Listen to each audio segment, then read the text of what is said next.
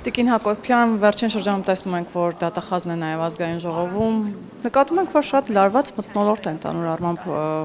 ազգային ժողովում, ընդդիմադիրները եւ իշխանականները անցել են փոխադարձաբար մեղադրանքներին, ինչով է պայմանավորված այս լարվածությունը եւ նաեւ ընդդիմադիրների ակտիվությունը։ Ընդդիմադիրների ակտիվությունից սկսեմ,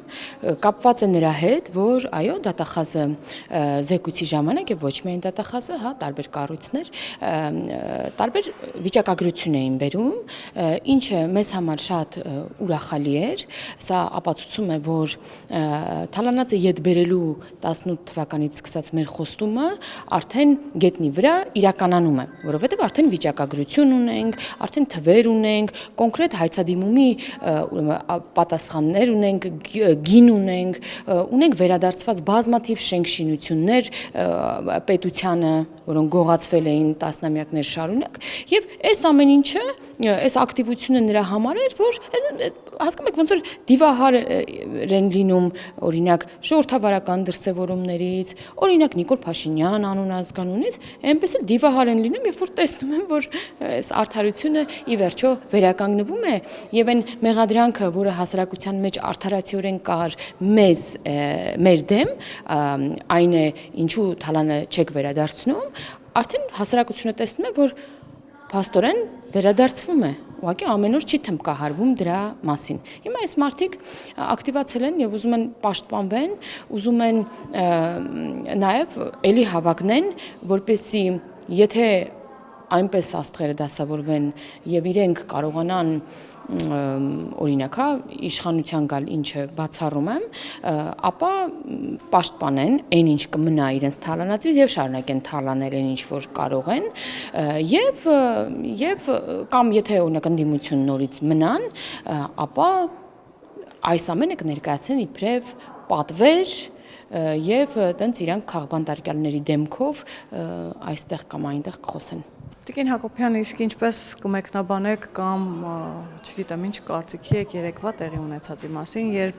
Լևոն Քոչարյանի ելույթից հետո, այսպես ասած, փոխադարձաբար մեղադրանքներից արդեն ընդդիմությունը եւ իշխանությունը անցավ հայհոյանքների, իհարկե այդ ամեն ինչը սկսվեց Լևոն Քոչարյանից, բայց ամեն դեպքում ինչպես կմեկնաբանեք տեղի ունեցածը ազգային ժողովում։ Հայհոյանքներին անցավ միայն Լևոն Քոչարյանը, ես ուզում եմ ֆիքսենք, մենք նման դրսևորումներ չենք տեսել մեր կողմից, ինչ եղավ։ Եղավ այն, որ տեսեք օրինակ Լևոն Քոչարյանը գալիս է ազգային ժողով, երբ որ պետք է քվեարկի, որպեսզի, չգիտեմ, բացականեր չստանա, որովհետև օրինակ շատերի մոտիվը գալու քվեարկության դա աշխատավարձ ստանալն է։ Կարծում եմ Լևոն Քոչարյանը պարզ աշխատավարձ չէ, այլ բացակաների քանակ կա, որի դեպքում կարող է մանդատից զրկելու հարց առաջանալ եւ գալիս է որպեսզի այդ հարցը չառաջանա, որովհետև ինքը շատ դժվարությամբ չէ եկավ ազգային ժողով, քանի падգամավորի ստիպեցին, որ մանդատը դնի իրար հետևից ցուցակի անդամների, որպեսզի Լևոն Քոչարյանը կարողանա գալ ազգային ժողով։ Հիմա դա թանկ բան է եւ ուզում է պահել։ Եվ երբ որ օրինակ Լևոն Քոչարյանը գալիս է, ամբողջ ֆրակցիան է գալիս։ Եվ երբ որ Լևոն Քոչարյանն այլ ֆրակցիանից ելույթ պետք է ունենար, դե իհարկե բացակայող падգամավոր չի կարող լինել, դա չի քննարկվում, տենց բան է։ Մենք հասկացանք, որ այս էլի սադրանք է լինելու, որովհետև բոլորով եկան ու ինքը պետք է խոսեր։ Եվ քանի որ օրինակ իմ դիտարկմամբ Ռոբերտ Քոչարյանը հասկացել է, որ իր դեմքը շատ ատելի է բոլորի համար, իսկ իր որդին օրինակ այդ աստիճան բացական ալիքներ դեռևս չունի, ինչքան ինքը, որովհետև նրան ձգտելը շատ բարդ է, ապա ես իմ դիտարկմամբ ընդդիմությունը ցանկանում է իբրև առաջին համար դեմք կամ հետագայում տեսնել Լևոն Քոչարյանին, Ռոբերտ Քոչարյանի որդուն։ Եվ ինքը տենց իր համար հիմա փորձում է կերտել կերպար, օրինակ դուք շատ ակտիվորեն կտեսնեք ինքը ինչպես է տենց ուժային վարժություններ անում, ակտիվ TikTok, PR-ի վրա աշխատում են, իբր ինքը շատ ուժեղ բան տղա է։ Եվ ելույթն էլ, հա, գալիս, ասենք, ամբախ-սամբախ խոսում է եւ դե բնականաբար հարգելով կանոնակարգը մենք սպասում ենք եւ մեր փոխնախագահն է ելույթ ունենում սրան ի պատասխան իհարկե իբրև էլի ուժեղ տղա տենց դուրս է գալիս ակտիվանում է ու տեսակ արդեն այդ ընթարումը եւ ամբողջ ֆրակցիայով պաշտպանեցին պարոն Քոչարյանին կալցո օպերացիա իրականացրեցին որ նրա մազը չծրվի շատ պրոֆեսիոնալ իրականացրեցին իդեպ ասեմ եւ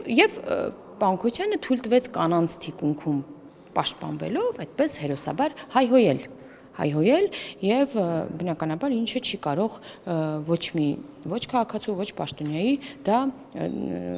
ընկալելի լինել, հա, նրանց համար։ Իրականությունն էս է, բայց ուզում եմ նաեւ շեշտել, որ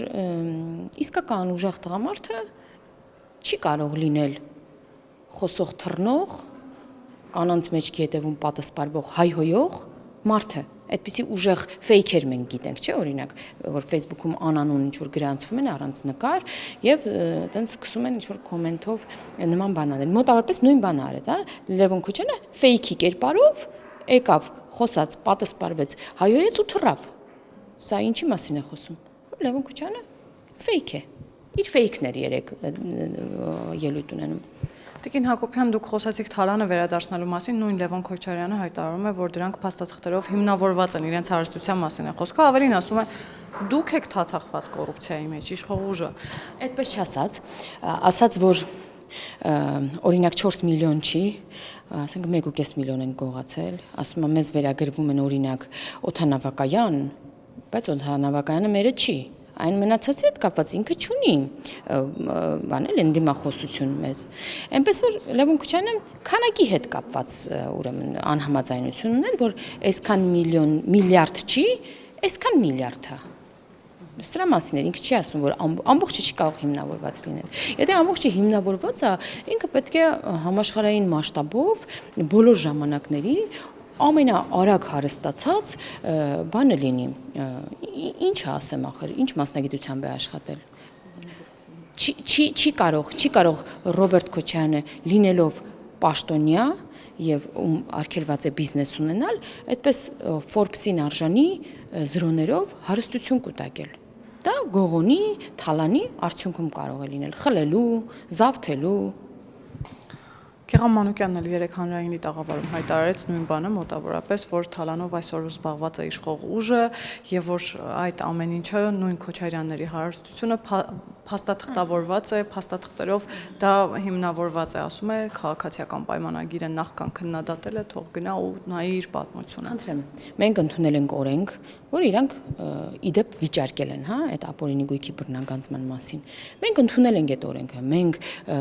այսպես ասած կռիվ ենք տվել, որ այդ օրենքը լինի եւ գործի, որը վերաբերում է բոլորին եւ բոլոր ժամանակներին։ Ինձ, պարոն Քոչարյանին, պարոն Մամիջանյանին, տիկին, չգիտեմ, Գրիգորյանին, բոլորին վերաբերում է, ով գործել է այնպիսի արարք, որը ուրեմն ապօրինի է համարվում, հա, եւ օրենքով կարող է պատասխանատվության ենթարկել, խնդրեմ, օրենքը բոլորի համար է։ Եթե ես կարող եմ օրինակ ավտոճանապարհային, հա, ինչ որ խախտում անել, հա, մեքենա վարելուց, ինձ նույնպես գալիս է տուգանք, եւ եթե ես զբաղվեմ կոռուպցիայով, ինձ եւս այդ օրենքով ես պատասխանատվության կենթարկվեմ։ Դրա համար ասել, որ կոռուպցիոներ են բոլորը, այդպես չի։ Բոլորը գիտեն, որ Հայաստանում չկա համակարգային կոռուպցիա։ 18 թվականից սկսած Հայաստանում չկա համակարգային կոռուպցիա։ Համակարգային կոռուպցիաները իրականացնում են իրենք, նաեւ գլխավոր դատախազը դրա մասին հայտարարեց իմ հարցին ի պատասխան, երբ որ չէ նոր էր բացահայտվել այդ Սերժ Սարգսյանի փեսայի մասնակցությամբ այդ կոռուպցիոն մեծ սխեման, որը կարելի է այդ մոտիվներով ինչ որ ֆիլմ նկարել հոլիվուդյան ֆիլմ, հա, ինչպես է լինում այդ համակարգային կոռուպցիան։ Հիմա տարբեր երկրներ ներգրավվելով, տարբեր մարդկանց, որպեսզի, հա, չգիտեմ, թալանեն եւ աստղաբաշխատական թվերով։ Տևական ժամանակ է նաև խոսվում է, որ Հայաստանի Հանրապետության դեմ վարվում է հիբրիդային պատերազմ, այդ մասին խոսեց նաև ազգային ժողովի նախագահը։ Այս տեղի ունեցող ընդհանուր առմամբ դուք դիտարկում եք որպես հիբրիդային պատերազմի մաս, հիբրիդային պատերազմի տար, թե հստակ դիրքավորում է 2026 թվականի խորհրդարանական ընտրություններից առաջ։ Հիբրիդային պատերազմ Հայաստանի նկատմամբ մեր իշխանության օրոք ամեն օր է իրականացվել։ Եվ օրինակ դրա դրսևորումները դուք տեսել եք, օրինակ ռուսական հեռուստաընկերության եթերում հայտարարել պետական հեռուստաընկերության, որ այստեղ իշխանապողության կոչեր անեն, որ ինչն է լավ Հայաստանի համար, որ մարդիկ դուրս գան փողոց կամ չգիտեմ, հա, եւ նաեւ իրենց խոսափողների միջոցով, հա, պաշտոնապես Կրեմլի խոսափող հանդիսացող մարդկանց այդ հաղորդումների ընթացքում։ Եվ սա հիբրիդային պատերազմի ուղիղ դրսևորում է։ Բայց կա նաեւ հիբրիդային, ուրեմն պատերազմի ոչ ուղիղ դրսևորում։ օրինակ ունենալ Հայաստանում հայ անունազգանունով падգամավորներ, խմբակցություններ, որոնք իրականացնում են Հայաստանի դեմ հիբրիդային պատերազմ։ Մենք այսօր խորհրդանում ունենք ընդդիմադիր երկու ֆրակցիաներ, որոնք այդ հիբրիդային պատերազմի մաս են։ Լեռնային Ղարաբաղի նախագահ Շահրամանյանը հայտարարեց, որ օրես ստորագրել է մեկ այլ փաստաթուղթ, որով հերքել է նախորդ ստորագրած փաստաթուղթը, այն է Լեռնային Ղարաբաղի լուծարումը։ Եվ նաև Բարբերաբար վերջին շրջանում սկսել են ակտիվ խոսել, որ Շահրամանյանի պաշտոնավարման տարիները արդեն լրանում է եւ պետք է նոր նախագահ, որպեսզի այդ ինստիտուտները պահպանվեն։ Ինչ ինստիտուտների մասին է խոսքը եւ ինչ նոր հրամանագրի մասին է խոսքը եւ այս քայլերը ինչպես կմեկնաբանեք։ Երբ որ ես առաջին անգամ լսեցի, կարդացի, նման գլխագիր, իբր Շահրամանյանը նման բան է ասել, որ ես այլ փաստաթուղթ, ես մտածեցի դա fake լուր է, բայց քանի որ ես զտում եմ իմ լրահոսը եւ fake լուրեր գոնե, սունկ կայքերով կամ լայք հավաք կայքեր չեն կարող լինել, մտա եւ տեսնում եմ այդ ինչ է, ու իմ աչքին չհավատացի։ Գիտեք ինչ է, ոնց որ մի հատ մանրապատում մուլտֆիլմ էր, ոնց որ ասում է հետ եկեք կատակ էր անում, լրիվ հիմա Շահրամանյանինն է։ Եկել ասում է չէ, կատակ էի անում, այդպես չի լինում։ Տեսեք, պաշտոնյա լինելը նաև պատասխանատվություն է, էլի։ Դու արել ես այնպիսի քայլ եւ հիմա ես իրան հոգեբանորեն հասկանում եմ։ Ինքը այնպիսի քայլի է գնացել, միգուցե նաև ստիպված։ Ի վերջո իր անուն ազգանունով է ստորագրվել Լեռնային Ղարաբաղի լուծարման փաստաթուղթը եւ լախում ի վերջո։ Եվ ես հասկանում եմ իրեն, որ ինքը փորձում է արդարացնող բաներ իր համար գտնել, բայց սա լավագույն տարբերակը չէ։ Պետք է կանգնել, պարոն Շահրամանյան, ասել, որ ինչու չկարողացաք չգնալ Եվլախ, այլ օրինակ գնալ Սոֆիա, ինչու չգնացիք Սոֆիա, այլ գնացիք Եվլախ։ Սրա մասին եթե ինքը արդարացիորեն պատմի, ատելության հոսքը իր հանդեպ կմեղմանա, ես երաշխավորում եմ։ Ինչ վերաբերում է Լեռնային Ղարաբաղում ինստիտուտները պահելու իշխանություն ձևավորելու ներողություն, բայց Հայաստանում ոչ մի սեպարատիստական դրսևորում չի կարող լինել։ Մենք պետության մեջ պետություն ունենալ թույլ չենք տա ոչ մի ուրեմն միավորի, ոչ մի էթնիկ խմբի։ Տիկին Հակոբյան, վերջերս նաև Վիտալի Բալասանյանն էր նամակով դիմել Վլադիմիր Պուտինին, որ խնդրում է միջամտել, օգնել, որպեսզի Լեռնային Ղարաբաղի բնակչությունը հնարավորություն ունենա վերադառնալ իր հայրենիք։ Ընդհանուր առմամբ նախ այս քայլերը ինչ համատեքստում դիտարկել եւ ինչ նպատակով են արվում եւ մենք կարող ենք ասել, որ 2026 թվականի խորհրդարանական ընտրություններին ընդառաջ նաեւ պարբերաբար էլի օգտագործվելու է Լեռնային Ղարաբաղի եւ նաեւ տեղահանված բնակիչների ֆակտորը։ Ռուսաստանի Դաշնության նախագահին այլ պաշտոնյաներ են իդեպ դիմում տարբեր խնդրանքներով։ Օրինակ մարդ կա դիմելա, որ խնդրում եմ Վլադիմիր Վլադիմիրովիչ միջնորդեք, որ ինձ թույլ տան ես երկրից դուրս գամ, օրինակ, գործող պաշտոնյա, ղեկավար, ընդդիմության։ Այլ պաշտոնյա դիմել է օրինակ էլի որոշ կենտրոնների, էլի տարբեր հարցերով, եւ սա գիտեք ինչի մասին է խոսում, որ այդ սուվերենության, ինքնիշխանության, սեփական որոշումներն ունենալու, սեփական որոշումների հետևից գնալու, նպատակին հասնելու այդ ինքնուրույնությունը այս մարդիկ չեն կարող ունենալ, որովհետև իրենց իշխանության ժամանակ մշտապես իրանց տեղը որոշումներ է կայացվել եւ իրանք կարող են այո մաքսիմում խնդրանքով դիմել, բայց ոչ ինքնուրույն, օրինակ, թեկուս, ասենք, եթե դիմեին օրինակ Ադրբեջանի նախագահին, ես չէի կարող նման կերպ քննադատել, կասեի ինչու այդ հարցը չեք քննարկում օրինակ Հայաստանի իշխանությունը հետ եւ այլն, բայց չէի քննադատել, բայց երրորդ երկրի դիմել, որովհետեւ իրենք սովոր են, որ իրենց տեղը երրորդ երկիր պետք է որոշում կայացնի, որովհետեւ այդ աթոռը միշտ եղել է երրորդ երկրի տակ։ Եվ հիմա դրա համար էլ մեզ մեղադրում են երրորդ երկրի տակից աթոռ քաշելու եւ չգիտես ինչու մեղադրում են, որովհետեւ մենք ենք այդ աթոռին նստել։ Սա իրանց համար այս սուվերենությունը դրա մասին է։ Իրանք դեմ են ցանկացած սուվերեն դրսևորման։ Այդ թվում աթոռի վրա նստելու քո հետ կապված հարցերում քննարկումներին, այդ թվում քո ուրեմն հայրենակիցի հարցերով ինքնուրույն զբաղվելու։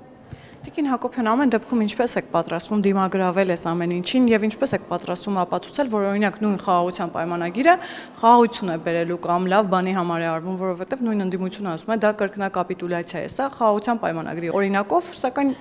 օրինակները այնքան շատ է, ինչպես եք պատրաստվում դիմագրավել եւ նաեւ հասարակությանը համոզել, որ օրինակ նույն սահմանազատումը եւ սահմանագծումը պետք է Հայաստանին ոչ թե Ադրբեջանին կամ հայ-թուրքական սահմանի բացումը պետք է ելի Հայաստանին ոչ թե Թուրքիային կամ որ խաղաղության պայմանագիրը պետք է մեզ ամեն դեպքում ոչ թե Ադրբեջանին եւ դա կապիտուլյացիա չէ։ Ինչ Եթե այտենց կարճ արձագանքի մա այդ կրկնակ կապիտուլյացիա ասողներին, որ սա մեծագույն անգրագիտություն է, սկսեմ այդտեղից, կրկնակ կապիտուլյացիա ասել է, որովհետև գոնե այդ ընթացքում պետք է հայտարարես, որ արդեն կապիտուլյացիա չի, որովհետև կապիտուլյացիայից հետո կապիտուլյացիա այտենց չի լինում, էլի նման բան։ Ինչպես պետք է համոզենք, մենք ամեն օր խոսում ենք եւ ամեն օր մեր քաղաքացիները տեսնում են։ Օրինակ տեսնում են, որ մենք Ադրբեջանի հետ ունենք վավերացրած փաստաթուղթ երկու երկրներում էլ, դա սահմանազատման հանձնաժողովների կանոնակարգն է, որը շատ մեծ քայլ է դեպի առաջ եւ դեպի խաղաղություն։ Եվ ունենք հաջողված սահմանազատման փորձ եւ ունենք նաեւ հետագայում, արդեն պայմանավորվածություն, թե որտեղ է լինելու հաջորդ սահմանազատման կետը։ Բացի դա, մենք ունենք պայմանավորվածություն էլի Ադրբեջանի հետ, որի արդյունքում առանց միջնորդների պայմանավորվածության արդյունքում բազմաթիվ գերիներ վերադարձան հայրենիք։ Եվ մեծ հաշվով մենք ունենք արդեն 17 համաձայնեցված կետ, այսինքն Հայաստանը եւ Ադրբեջանը 17 թեմայով կետում համաձայն են միմյանց հետ հարաբերություններում եւ դրա մասին հայտարարել են։ Շատ երկար կարող ենք խոսել, թե ինչու չի ուրեմն ստորագրում այս համաձայնագիրը, շատ երկար կարող ենք խոսել, ինչու է կրակում սահմանին Ադրբեջանը, կամ ինչու է սուտ տեղեկություններ տալիս իբր Հայաստանը կրակում է, բայց կարծում եմ սրա մասին առանձին է պետք խոսել, որովհետև շատ երկարի մեր հարցազրույցը, բայց այս իմ նշած ձեռքբերումները, սրանք բոլորը հասարակությունը գիտի, այսօր տենց քաղաքացի չկա, որ չիմանա, որ խաղաղության համաձայնագրի տեքստ է համաձայնեցվել, որ սահմանազատման ուրեմն փորձառություն ունենք, որ երկխոսել ենք եւ այլն եւ դրան շատ լավ է նայում հասարակությունը, այ դրա համար էլ այս իշխանության հերացումը չունի արձագանք հասարակության կողմից այդ իմպիչմենտի փորձեր չստացված հանրահավաքներ ոչինչ չի ստացվել ընդդիմության մոտ որովհետեւ այս պրոգրեսը քաղաքացին տեսնում է բայց նաեւ ես պրոգրես եմ նկատում մեր ընդդիմադիր գործիչների մոտ որովհետեւ օրինակ արտախորհրդարանական ուժերի առաջարկին չեն արձագանքում այսինքն հիմա իրանք ինչի են մեղադրվում ասում են դե եթե ձեր օրակարգը մեկն է Նիկոլ Փաշինյանի իշխանության ուրեմն հերացում ապա ինչի՞ չեք սկսում այդ գործընթացը եթե դա է ձեր ուզածը ինչի՞ չեք 4 տարում այդ գործընթացը սկսել չեն սկսել որովհետև տեսնում են որ հազիվ Հայաստանը ուզում է ամրապնդել եւ երկարատև եթե ոչ անverջ իր պետականությունը պահել Սա հիմքերն է մեր պետականության պահման, որտեղ մենք իրական ուրեմն անկախություն, սուվերենություն, սեփական որոշումներ ընդունելու կարողություն ունեցել ենք բավականին վերջերս։ Խոսեցիք նաև իմպիչմենտի գործընթացից, Շարմազանովն էլ մայիսի 9-ին հայտարարեց, որ պետք է ցանկացած միջոցառում, ցանկացած քայլ գործադրեն, որպեսզի մինչև 2026 թվականին գործը չհասնի եւ իրենք հնարավորինս արագ ժամկետում կարողանան Նիկոլ Փաշինյանի իշխանափոխությանը հասնել ու ասում են, որովհետև 1 տարին բավական երկար ժամանակ է, օրինակ Նիկոլ Փաշինյանը այդ ընթացքում կարող է Հայաստանից հանել ռուսական ռազմաբազան, այդ դեպքում ինչ են կանելու, կարող է վերջնականապես ավելի ցածր մակարդակի իջեցնել հայ-ռուսական հարաբերությունները, իսկ մեր բնական եւ հիմնական դաշնակիցը Ռուսաստանն է դա պատմությունն է ասում եւ դա նաեւ Շարմազանովն է ասում։ Հիմա այս 1 տարվա ընթացքում ընդդիմության մտավախությունները կարող են իրականություն դառնալ եւ արդյոք նաեւ ընդդիմության այս սցենարները գծած, որ իմպիչմենտի գործընթաց, արտահերթ ընտրություններ, ինչի մասին է։ Ինչ են ասում կարող է ռազմաբազան հանի Հայաստանի Հանրապետությունը, որովհետև տեսնում են, որ Հայաստանի սահմանները սկսում է պահել հայ սահմանապահը, որ Հայաստանի Հանրապետության օդանավակայանում այլևս չկա ռուս սահմանապահ եւ այլն։ Այսինքն այս տեսնում են, հենց սրանից են էլի դիվահարվում, հասկանում եք։ Ցանկացած ասում եմ սուվերեն դրսևորումից դիվահարվում են, որովհետև նրանց նպատակը ուղղնուցուցը այլ է։ Էս է ամբողջ հարցը։ Եվ թող շարունակեն մտահոգվել, ելի մտահոգ կարգախոսով մասնակցեն ընտրություններին, որովհետև այո, նրանք պետք է վերջնականապես հիասթափվեն, որովհետև մեր սուվերենությունը գնալով ավելի է ամրապնդվելու, թող շարունակեն վախենալ դրանից։ Եվ չեն իմպիչմենտի գործընթաց չեն սկսում, որովհետև ո՞ր մի քաղաքացին կաջակցի, երբ որ տեսնի առաջին համար օրինակ Սերժ Սարգսյան, Ռոբերտ Քոչարյան, Էդուարդ Շարմազանը, Արմեն Աշոտյան, ցանկացած անուն դրեք, հա, այստեղ, որ մի քաղաքացին կգնա եւ օրինակ դաշնակցական ինչ որ պաշտոնյա կամ իմ ասած մարդկանց կաջակցի այս process-ում։